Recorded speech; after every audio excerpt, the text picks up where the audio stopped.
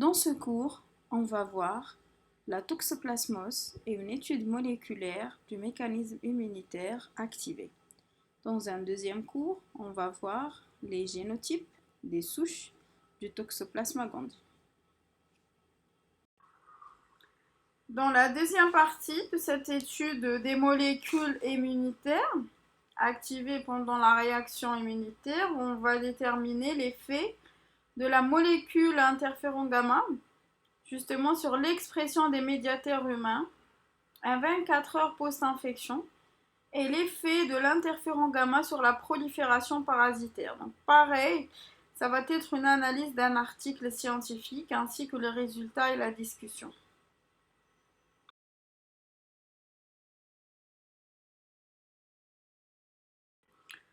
Pareil, par la même manière, les trois types de cellules sont utilisés, CMH5, HPMEC et SHSY5Y sont utilisés, mais cette fois-ci, ces cellules, elles sont stimulées 24 heures avant l'infection par de l'interféron gamma. Donc puis, elles sont infectées par les deux souches RH ou PRU pendant 24 heures. Ok, et après on va récolter le surnageant pour voir quelles sont les protéines qui sont exprimées éventuellement et le culocellulaire pour faire de la QRT-PCR. Donc on a vu après la simulation des cellules par l'interféron gamma et leur infection, ce qui a changé, c'est que l'augmentation des SICAM modérément dans les HBMEC, mais beaucoup dans les neurones et avec la souche RH éventuellement. Donc les SICAM, ce sont des protéines éventuellement de l'invasion parasitaire et du coup plus l'interféron gamma ça augmente et donc quand ça augmente il y aura l'inhibition de l'invasion parasitaire. Donc on a aussi l'augmentation de C5 et C5a, donc ça ce sont des protéines qui vont faire la promotion de l'infiltration des cellules immunitaires et ça c'est éventuellement c'est exprimé dans les neurones qui sont infectés par la cellule RH. Pour les facteurs de croissance GCSF et GMCSF, là on distingue une diminution significative de la production de ces facteurs de croissance suite à la simulation des cellules par l'interféron gamma et donc c'est la diminution des monocytes, macrophages et des cellules microgliales. Il y a la diminution aussi de MCP1 qui est la chymokine majoritaire de l'activation des monocytes macrophages et aussi la diminution de la serpine 1. Donc là, ça veut dire qu'il y aura une diminution de l'activation des monocytes, une diminution du contrôle de la prolifération parasitaire. Donc si on diminue le contrôle de la prolifération parasitaire, ça veut dire qu'il y aura l'activation de l'infection éventuellement aiguë. La diminution de la serpine, est-ce qu'elle pourrait réguler l'invasion parasitaire? On ne sait pas trop. Donc ce sont des protéines d'invasion. Donc si ça diminue, ça veut dire qu'il n'y aura plus de contrôle de l'invasion parasitaire. Donc la question reste à poser. Donc pour la charge du parasitaire, qu'est-ce qui s'est passé? Pour la souche RH, donc si je fais un rappel que c'est une souche qui appartient au l'haplotype 1, l'haplotype virulent, et la souche PRU c'est l'haplotype 2, l'haplotype avirulent. La souche RH, suite à la stimulation de l'interféron gamma, ça diminue la charge parasitaire dans les cellules endothéliales et microgliales. Donc éventuellement, il y aura la diminution de l'invasion du parasite et de sa prolifération quand on a l'interféron gamma. Mais par contre, si on est in vivo, si l'interféron gamma reste exprimé, il y aura la pro-inflammation locale. Et ça va causer des dégâts, ça pourrait causer même des nécroses des tissus. Pour la souche PRU, donc il y aura l'augmentation de la charge parasitaire dans toutes les cellules nerveuses infectées. Donc on pourrait conclure éventuellement que l'interféron gamma, il n'a pas la capacité de diminuer la charge parasitaire, mais par contre contrôler la charge parasitaire. Et dans ce cas, par exemple, si on fait une quantification éventuellement des bradizoïdes, on va trouver des bradizoïdes que des tachyzoïdes. Parce que dans ce cas, il y avait éventuellement, j'ai pas expliqué ça, la quantification du parasite en utilisant une protéine virale et les parasites sont quantifiées aussi par la QRT-PCR. Donc, quel pourrait être le rôle de la molécule interféron gamma dans les cellules nerveuses humaines? Donc, 1. Ça limite l'invasion du parasite dans les cellules endothéliales et les nerveuses via la production de SICA. Elle pourrait réguler l'activation des cellules immunitaires pro-inflammatoires via la production de C5 et de MCP1. Elle pourrait aussi contrôler la multiplication de la souche RH dans les cellules microgliales humaines et les cellules endothéliales, mais par contre, ce n'est pas le cas pour les neurones. Et du coup, on voit que l'interféron gamma n'a pas un effet de contrôle de prolifération sur la souche PRU dans les 3 types de cellules.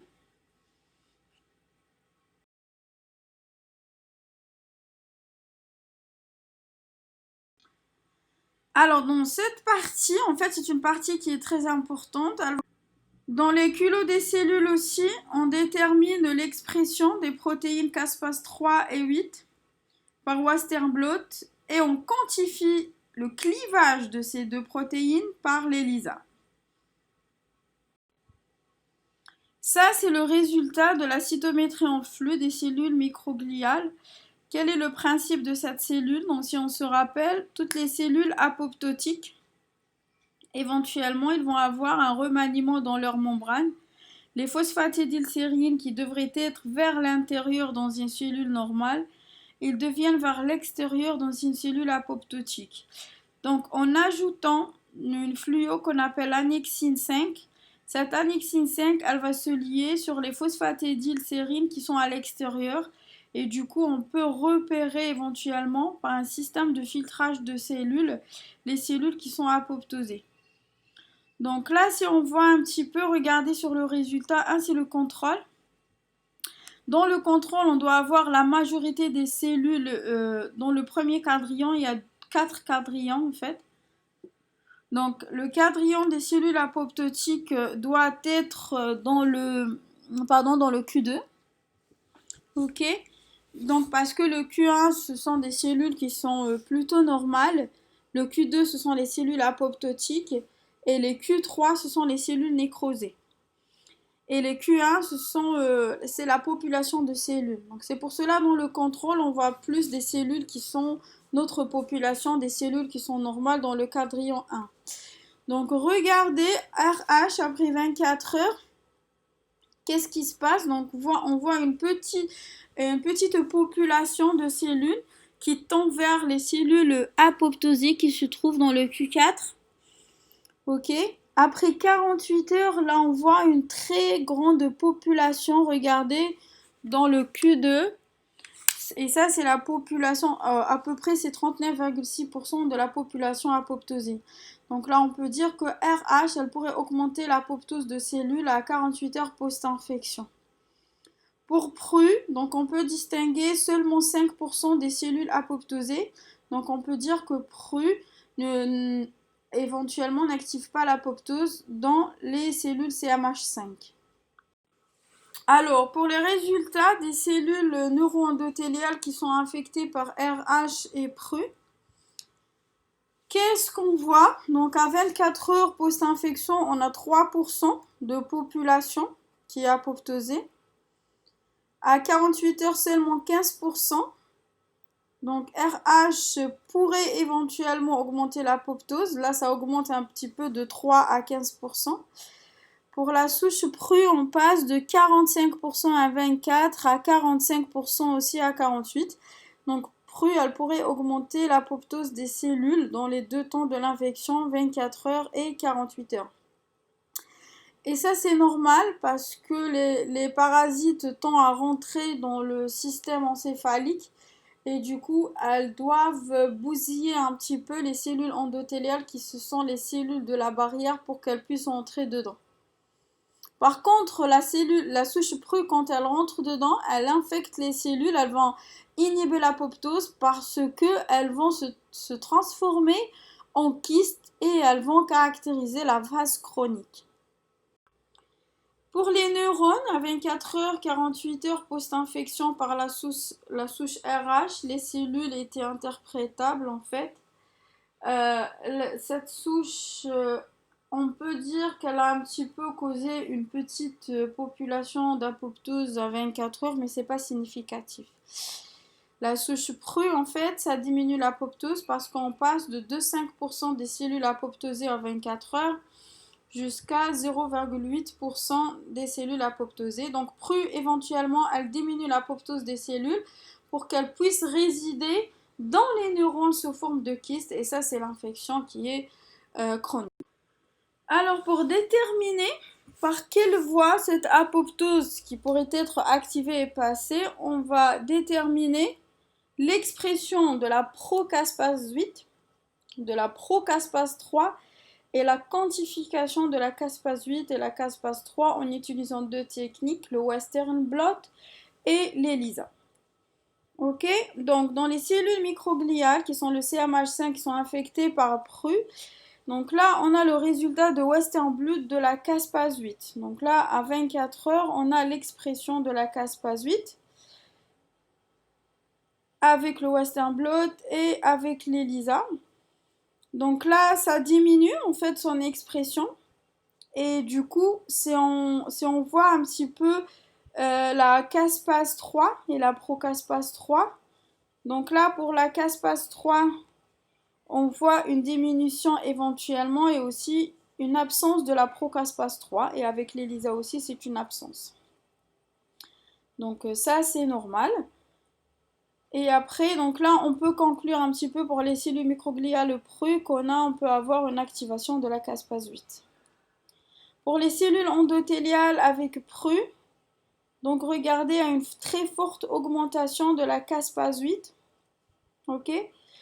Pour les cellules microgliales plus PRU, cette expression en fait, elle est modérée, elle n'est pas très forte comme celle de cellules endothéliales. C'est juste une petite explication parce que vous allez me poser la question.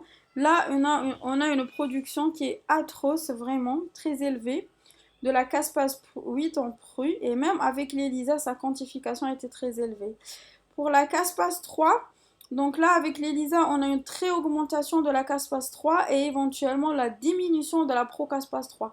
Donc si on a la diminution de la procaspase 3, éventuellement il faut avoir une augmentation de la caspase 3.